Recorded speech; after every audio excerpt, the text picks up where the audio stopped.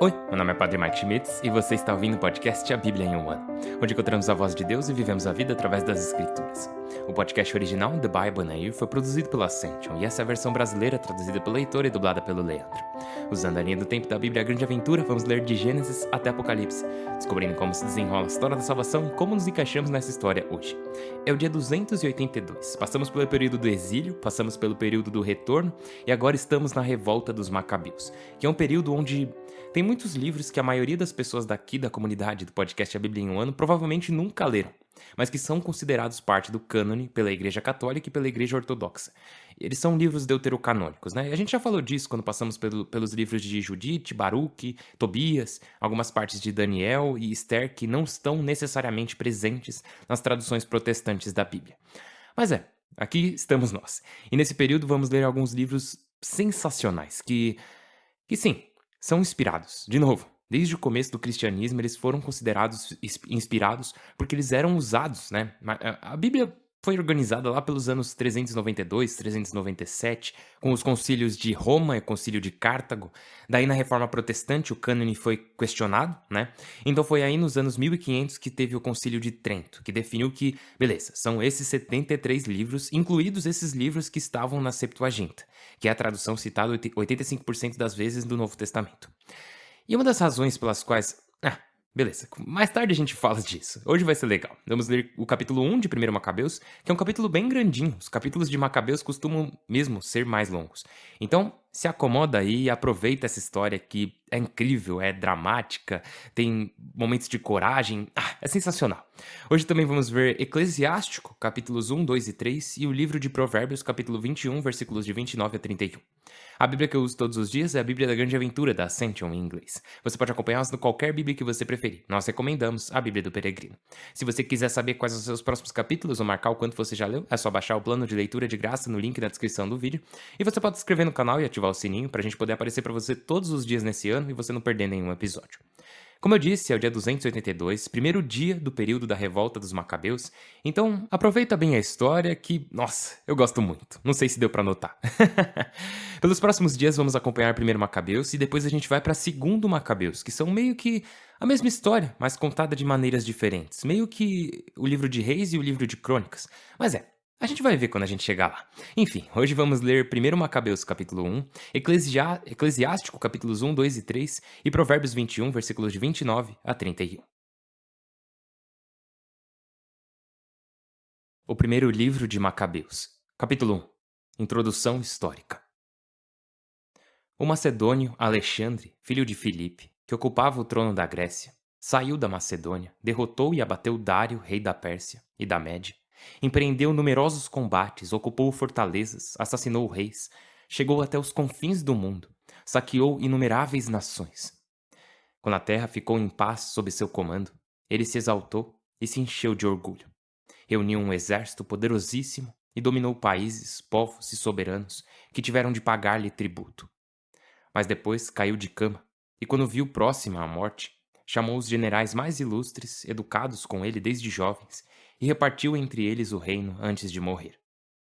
Aos 12 anos de reinado, Alexandre morreu, e seus generais assumiram o governo, cada qual em seu território. Ao morrer Alexandre, todos cingiram a coroa real, e depois os filhos deles durante muitos anos, multiplicando as desgraças no mundo.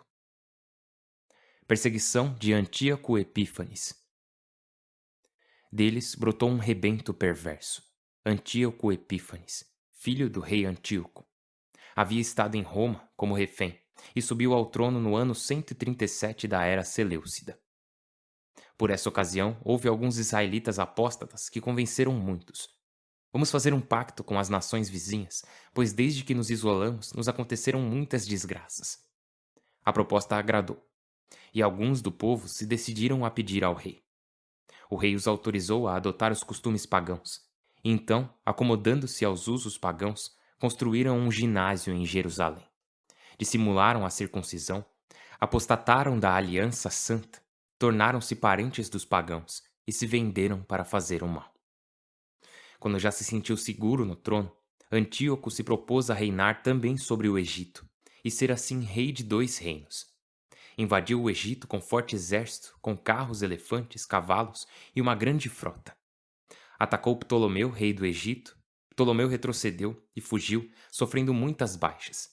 Então Antíoco ocupou as praças fortes do Egito e saqueou o país. Quando voltava da conquista do Egito, no ano 143, subiu com forte exército contra Israel e Jerusalém. Entrou com arrogância no santuário, roubou o altar de ouro, o candelabro e todos os seus acessórios, a mesa dos pães apresentados, as taças para a libação, as travessas, os incensórios de ouro, a cortina e as coroas. Arrancou toda a decoração de ouro da fachada do templo, tomou também a prata e o ouro, o vasilhame do valor e os tesouros escondidos que encontrou, e levou tudo para a sua terra, depois de derramar muito sangue e de proferir fanfarronadas incríveis. Um lamento por Israel ouviu-se em todo o país. Gemeram os príncipes e os anciãos, desfaleceram donzelas e rapazes. Desfigurou-se a formosura das mulheres. O esposo entoou uma elegia, a esposa se entristeceu em seu quarto. A terra tremeu por seus habitantes e toda a casa de Jacó se cobriu de vergonha. 2 anos depois, o rei enviou um oficial do fisco às cidades de Judá. Apresentou-se em Jerusalém com forte exército e falou em tom de paz, perfidamente. O povo confiou nele e então caiu de improviso sobre a cidade, infligindo-lhe duro castigo. Matou muitos israelitas, saqueou a cidade, derrubou suas casas e toda a muralha. Levaram cativas as mulheres e as crianças e se apoderaram do gado. Depois transformou a cidade de Davi em acrópole, rodeando-a com fortes torres e uma muralha alta e maciça. Instalaram aí gentios perversos, judeus renegados que aí se aquartelaram. Armazenaram armas e víveres e guardaram aí os despojos que haviam reunido em Jerusalém. Dessa forma se converteram em grande perigo, uma armadilha contra o templo, uma contínua ameaça para Israel. Derramaram sangue inocente em torno do santuário, profanando-o. Os habitantes de Jerusalém fugiram por sua causa. Jerusalém se transformou em morada de estrangeiros, casa estranha para os seus. Seus filhos a abandonaram. Seu santuário ficou como um deserto. Suas festas se transformaram em luto, os sábados em opróbrio, sua honra em humilhação. Sua desonra igualou sua fama. Sua exaltação se transformou em luto. O rei decretou a unidade nacional para todos os súditos de seu império, obrigando cada um a abandonar sua legislação particular. Todas as nações acataram a ordem do rei e até muitos israelitas adotaram a religião oficial. Ofereceram sacrifícios aos ídolos e profanaram o sábado. O rei enviou mensageiros a Jerusalém e à cidade de Judá, com ordens escritas. Tinham de adotar a legislação estrangeira.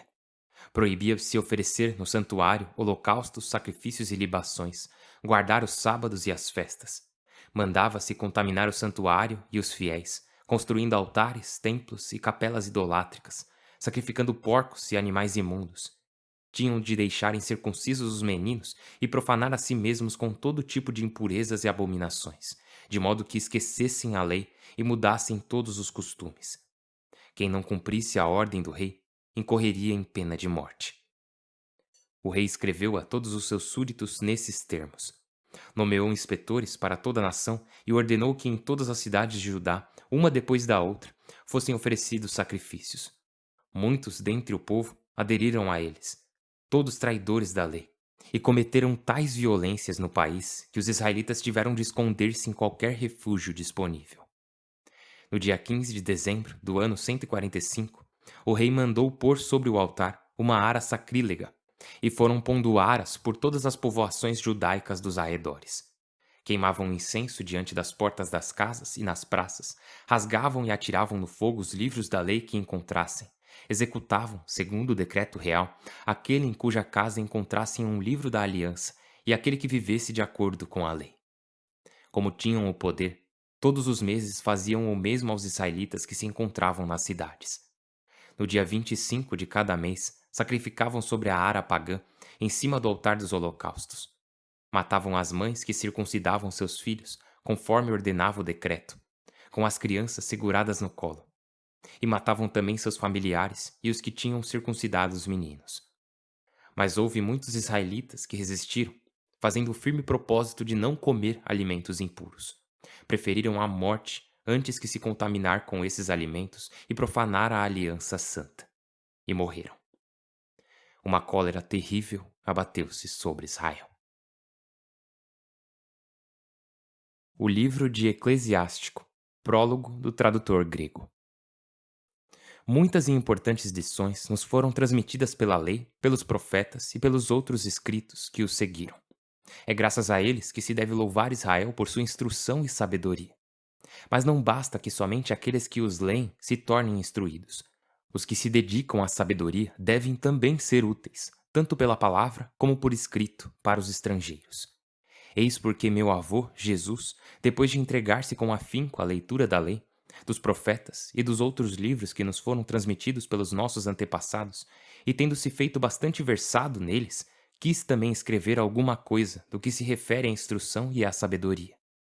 E isto, para que, tendo-se instruído nessas coisas, os que desejam aprender sintam-se cada vez mais atraídos e se confirmem na vida segundo a lei. Por isso vos exorto a que procureis fazer sua leitura com benevolência e tanto maior atenção, mostrando também indulgência, se, apesar do nosso esforço na interpretação, tivermos falhado em algumas palavras, pois os vocábulos hebraicos, quando vertidos para outra língua, já não têm a mesma força. E não é só neste escrito. A própria lei e os profetas e o conteúdo dos outros livros apresentam não pequena diferença quando lidos no original. Foi no ano 38 do tempo do rei Ptolomeu Everguetes que eu, tendo chegado ao Egito e aí permanecendo bastante tempo, encontrei um exemplar de valor doutrinal não desprezível. Por isso, achei bom e necessário, também da minha parte, empregar algum esforço e dedicação para traduzir este livro. Muitas vigílias e conhecimento empreguei, nesse espaço de tempo, até poder terminar e publicar o volume. E isto também para aqueles que, vivendo em terra estranha, já instruídos em seus costumes, estejam predispostos a viver em conformidade com a lei. Capítulo 1. Sabedoria e temor de Deus. Toda sabedoria vem do Senhor e está com ele eternamente. A areia das praias, as gotas da chuva, os dias dos séculos, quem os contará? A altura do céu, a largura da terra, a fundura do abismo, quem as rastreará? Antes de tudo foi criada a sabedoria, a inteligência e a prudência, antes dos séculos. A raiz da sabedoria, a quem foi revelada? A destreza de suas obras, quem a conheceu? Um só é sábio, sentado em seu trono e impõe respeito. O Senhor em pessoa a criou, a conheceu e a mediu, e a derramou sobre todas as suas obras. Repartiu-a entre os viventes, segundo sua generosidade. Ele a presenteou aos que o amam. Respeitar o Senhor é glória e honra, é alegria e coroa de júbilo. Respeitar o Senhor alegra o coração, traz felicidade, alegria e vida longa. Quem respeita o Senhor acabará bem. No dia de sua morte o abençoarão. O princípio da sabedoria é respeitar o Senhor. Já no seio, ela é criada com o fiel. Assenta seu alicerce perpétuo entre os homens e se mantém com a descendência deles. A plenitude da sabedoria é respeitar o Senhor. Com seus frutos embriaga seus fiéis. Enche de tesouros toda a sua casa e as despensas com seus produtos. A coroa da sabedoria é respeitar o Senhor. Seus brotos são a paz e a saúde. Deus faz chover a inteligência e a prudência e exalta a glória dos que a possuem. A raiz da sabedoria é respeitar o Senhor, e seus ramos são uma vida longa. O respeito do Senhor rejeita os pecados e afasta a cólera sem cessar. Sabedoria e paciência. O injusto apaixonado não ficará impune, porque o ímpeto da paixão o fará cair. O homem paciente aguenta até o momento justo e ao final sua paga é a alegria. Até o momento justo oculta o que pensa. A gente exalta sua prudência. Tesouro de sabedoria são os provérbios atinados, mas o pecador detesta a religião. Se desejas a sabedoria, guarda os mandamentos, e o Senhor a concederá a ti. Porque o respeito do Senhor é sabedoria e educação, e se compraz na fidelidade e na humildade. Sinceridade. Filho meu, não sejas falso no temor de Deus. Não te aproximes dele com duplicidade de coração. Não sejas hipócrita em teu trato com os homens, vigia teus lábios. Não te ensoberbeças, porque cairás e acarretarás vergonha a ti mesmo. O Senhor descobrirá o que ocultas e te humilhará no meio da assembleia, porque te aproximaste do temor de Deus, enquanto teu coração estava cheio de falsidade. Capítulo 2. Paciência e confiança. Filho meu, quando te aproximares para servir o Senhor, prepara-te para a prova. Mantenha o coração firme, sê valente. Não te assustes quando te sobrevier uma desgraça. Apega-te a ele, não o soltes, e ao final serás enaltecido. Aceita tudo o que te sobrevier. Aguenta doença e pobreza, porque o ouro se acrisola no fogo, e os eleitos no forno da pobreza. Confia no Senhor, pois ele te ajudará. Espera nele e te aplanará o caminho. Vós que respeitais o Senhor, esperai em sua misericórdia, e não vos afasteis para não cair. Vós que respeitais o Senhor, confiai nele, pois não reterá vosso salário até amanhã. Vós que respeitais o Senhor, esperai bens, alegria perpétua e misericórdia. Repassai a história e vereis. Quem confiou no Senhor e ficou frustrado? Quem esperou nele e ficou abandonado? Quem gritou a ele e não foi ouvido? Porque o Senhor é clemente e misericordioso, perdoa o pecado e salva do perigo. Ai do coração covarde, das mãos desfalecidas. Ai do pecador que vai por 2 caminhos. Ai do coração desfalecido que não confia, porque não alcançará proteção. Ai de vós que perdestes a paciência. O que fareis quando o Senhor vier pedir contas? Os que respeitam o Senhor não desobedecem às suas palavras. Os que o amam seguem seus caminhos. Os que respeitam o Senhor procuram agradar-lhe. Os que o amam cumprem a lei. Os que respeitam o Senhor dispõem o coração e se humilham diante dele.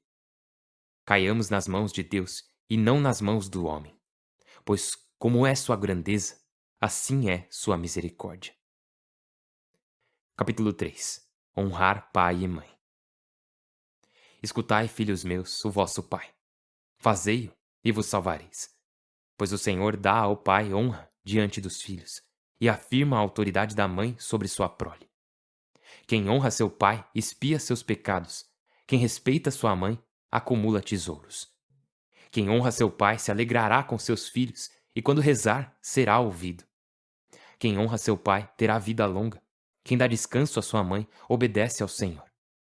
Quem respeita o Senhor honra seus pais e serve a seus pais como a senhores. Filho meu, honra teu pai com palavra e ação, e virá sobre ti todo tipo de bênçãos. A bênção do pai afirma as raízes, a maldição da mãe arranca o plantado. Não busques honra na humilhação de teu pai, porque dela não tirarás honra. A honra de um homem é a honra de seu pai, e a desonra da mãe é vergonha dos filhos. Filho meu, sê constante em honrar teu pai. Não o abandones enquanto viveres. Ainda que ele caduque, tem misericórdia. Não o envergonhes enquanto ele viver. A esmola do pai não será esquecida, será levada em conta para pagar teus pecados. No dia do perigo se lembrará de ti, e desfará teus pecados como o calor desfaz a geada. Quem despreza seu pai é um blasfemo. Quem insulta sua mãe irrita seu Criador. Humildade. Filho meu, em teus assuntos age com humildade, e gostarão mais de ti do que do homem generoso. Faze-te pequeno nas grandezas humanas e alcançarás a compaixão de Deus, porque é grande a compaixão de Deus. Ele revela seus segredos aos humildes. Não pretendas o que te ultrapassa, nem investigues o que se esconde de ti. Atende ao que te recomendaram, pois não te importa o escondido. Não te preocupes pelo que te excede, ainda que te mostrem coisas que te ultrapassam. São tão numerosas as opiniões dos homens, e suas loucas fantasias os extraviam. O teimoso sairá prejudicado. Quem ama o bem, o conseguirá. O teimoso acarreta desgraças para si mesmo. O covarde acrescenta pecado a pecado. Onde faltam os olhos, falta a luz. Onde falta inteligência, não há sabedoria. Não corras para curar a ferida do cínico, pois não tem cura. É broto de má cepa. o sábio aprecia as sentenças dos sábios. O ouvido atento à sabedoria se alegrará. Esmola. A água apaga o fogo ardente e a esmola espia o pecado. O benfeitor será recordado mais tarde. Quando escorregar, encontrará apoio. O livro de Provérbios, capítulo 21, versículos de 29 a 31. O perverso se apresenta desafiando. O reto examina seu caminho. Não existe habilidade, nem existe prudência, nem existe conselho diante do Senhor. Prepara-se o cavalo para a batalha. A vitória, quem a dá, é o Senhor. Pai Santíssimo, nós te louvamos e glorificamos. Muito obrigado. Obrigado pela tua palavra, que o Senhor revela a nós através do livro dos Macabeus e também através de Ben Sirac. E eu sou muito grato, Senhor Deus, por constantemente nos oferecer a tua sabedoria, a tua visão de mundo e nos mostrar quem tu és, quem tu nos criaste para ser e como nos chamaste para viver neste mundo. Nós te pedimos, por favor, nos ajude a viver neste mundo corretamente. Nos ajude a viver neste mundo com sabedoria. Nos ajude a caminhar neste mundo como teus filhos e filhas e a caminhar na tua sabedoria, hoje e sempre. Por Cristo nosso Senhor. Amém. Em nome do Pai, do Filho e do Espírito Santo. Amém. Beleza, então vamos lá para Macabeus. O que aconteceu lá? Então é o seguinte, tem esse cara, o nome dele é Alexandre, e ele era grandioso, de muitas maneiras. Tanto que as pessoas o chamam de Alexandre o Grande. E ele conquistou quase todo mundo conhecido na época. E é aí que começa o capítulo 1 de 1 Macabeus. Diz lá que ele estava morrendo. E ele não tinha filhos para deixar como herdeiros. Então o que acontece é que ele divide seu reino entre, se eu não me engano, 4 generais. Um desses generais, ou melhor, um descendente de um desses generais, é Antíoco Epífanes. E por volta do ano 175 a.C., Antíoco Epífanes começa uma grande perseguição contra os judeus. Agora, isso é muito importante, porque até agora tivemos os babilônios, os persas, o Império Medo-Persa e até um pouco o próprio Alexandre o Grande. Havia uma certa tolerância, havia uma tolerância religiosa, tipo, beleza, vai lá, cultua seu Deus. E claro, vimos a história de Daniel na Cova dos Leões, vimos Mardoqueu, né? Tivemos esses momentos em que os judeus se recusaram a se curvar aos deuses ou reis de seus conquistadores. Mas, no geral, na maior parte do tempo, até aqui, teve uma certa tolerância religiosa. Até Antíoco Epífanes. E o que ele faz? Quando ele chega a Jerusalém, é que ele não só traz um totalitarismo, né? Mas ele traz um totalitarismo brando. Que nada mais é que um totalitarismo onde, tipo, olha, vai ficar tudo bem se vocês viverem de certa forma. As coisas ficam mais fáceis para você se misturar, né? Se vestir, andar e viver da forma como os outros vivem. E essa é a mesma tentação que vimos quando o povo de Israel, depois de vagar pelo deserto, sentiu ao entrar na Terra Prometida, lembra? Ah, vamos ser igual ao povo daqui. Vamos viver como os cananeus, igual os jebuseus, os moabitas. Então aqui é a mesma coisa, só que agora vamos ser como os gregos. E assim, nessa época aqui, a civilização grega era primeiro mundo. Eles eram bem avançados. E sim, existiam civilizações asiáticas aqui nessa mesma época que também estavam bem avançadas, estavam indo muito bem também. Mas o ponto é que a civilização grega aqui estava no auge. Então os judeus estão lá vendo essa incrível civilização grega e uma das coisas que acontece diz lá que eles construíram um ginásio em Jerusalém. Eu lembro que eu achei muito engraçado quando eu aprendi o significado, a etimologia dessa palavra, quando eu era criança, que a palavra ginástica, ela vem do grego gymnastike, e gymnos significa nu. E isso se deve ao fato de que os gregos se exercitavam pelados. Então ginástica basicamente era exercício nu. Agora, por que eu tô falando de tudo isso? Bom, é porque se você constrói um ginásio em Jerusalém e todo mundo lá treina pelado, então fica muito claro para todo mundo quem é judeu e quem não é. Quem é circuncidado e quem não é circuncidado. E então basicamente fica à mostra, né? Essa marca de que você faz parte do povo da aliança, você não é um gentil, você não é grego. E aí o que estava acontecendo é que tinha pessoas que, no versículo 15 do capítulo 1, diz que elas estavam removendo as marcas da circuncisão. Basicamente, apostataram, né? Elas se afastaram e disseram, não, eu não pertenço ao Deus de Israel. E isso é bem impressionante, tipo, eles queriam tanto se misturar que alguns estavam se submetendo a uma cirurgia para cobrir a marca da circuncisão, só para ser igual a todo mundo. E é disso que se trata o totalitarismo brando, né? Fazer a pessoa querer ser igual a todo mundo. E daí temos o totalitarismo como conhecemos, onde vemos a instalação de cultos gentios. E, como é descrito lá no capítulo 1, não só Antíoco Epífanes entra em Jerusalém e rouba muitas coisas do templo, mas ele também ergue uma abominação, diz lá, uma ara sacrílega. E você pergunta, beleza, mas o que é isso? Então, alguns dizem que provavelmente era uma estátua de Zeus que Antíoco colocou no templo. E imagina isso, no altar dedicado ao Senhor Deus, eles colocaram a adoração do deus Zeus. É tanta distorção e você vê a pressão que foi colocada sobre os fiéis judeus em Jerusalém. Aliás, é interessante que fala lá brevemente que havia judeus que se recusavam a comer os alimentos proibidos. E isso é incrível demais, porque, cara, as coisas estavam muito ruins. Diz lá nos versículos 57 e 58 do capítulo 1. Executavam, segundo o decreto real, aquele em cuja casa encontrassem o livro da aliança e aquele que vivesse de acordo com a lei. Como tinham o poder, todos os meses faziam o mesmo aos israelitas que se encontravam nas cidades. Daí continua, depois. Matavam as mães que circuncidavam seus filhos, conforme ordenava o decreto, com as crianças seguradas no colo. E de novo, isso tudo aqui é com Antíoco Epífanes. Porém, os últimos 2 versículos do capítulo 1 são extremamente importantes para nós, porque diz lá: Mas houve muitos israelitas que resistiram, fazendo o firme propósito de não comer alimentos impuros. Preferiram a morte antes que se contaminar com esses alimentos e profanar a aliança santa. E morreram. Isso é impressionante. A gente vai ver mais coisas assim conforme avançamos no livro dos Macabeus. Em 2º Macabeus, vamos ver algumas histórias incríveis de coragem e fé do povo de Israel durante esse período de perseguição. Nesse período em que eles preferiram a morte a profanar a aliança. E então morreram. Lembra de Sidraque, Misaque, Abdênago, Ananias, Misael e Azarias, que eles estavam prestes a ser lançados no fogo? Eles disseram: Majestade, o Deus a quem servimos pode livrar-nos do forno aceso e nos livrará de tuas mãos. E ainda que não o faça, Majestade, conste que não veneramos teus deuses, nem adoramos a estátua de ouro que fizestes.